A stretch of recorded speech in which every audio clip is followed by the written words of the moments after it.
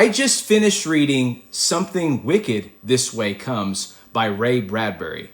What are the odds that a carnival showed up when I finished this book?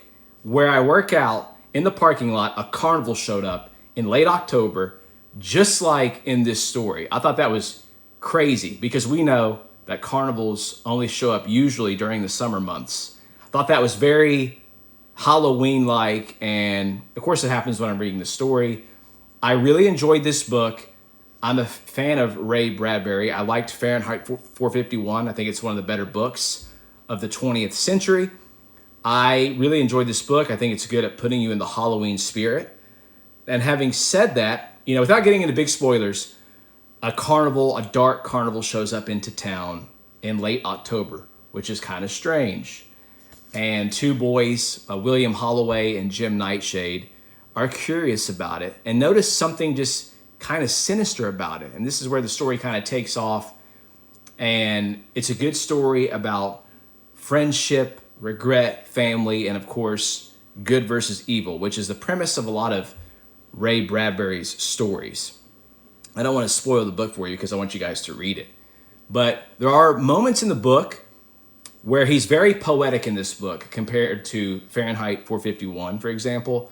There's times where it's reading like poetry instead of a chapter, so that can throw some people off. And I looked this up to make sure I wasn't the only one, but I wasn't the only one. This is common throughout this book and people's review.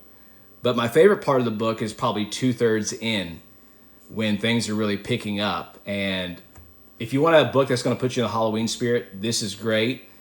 I would even recommend this to parents to read to their kids. I mean, maybe your kids are even, 9 to 13-ish. I think it would be good to be read to them to get their mind off of, technology and get them more in the fall spirit. And, the overall plot and ending of the story, I think, resembles things that are still important today, which is friendship, regret, love, compassion, and of course, good versus evil.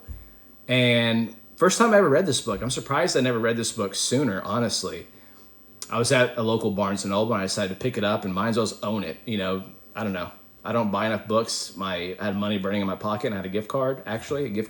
So I'm like, I'm just going to go ahead and buy this. I'm glad I did. I thought it was a very fun read. I think some people won't like the poetic elements to some of the writing in this book, but that's just, everyone's different, right?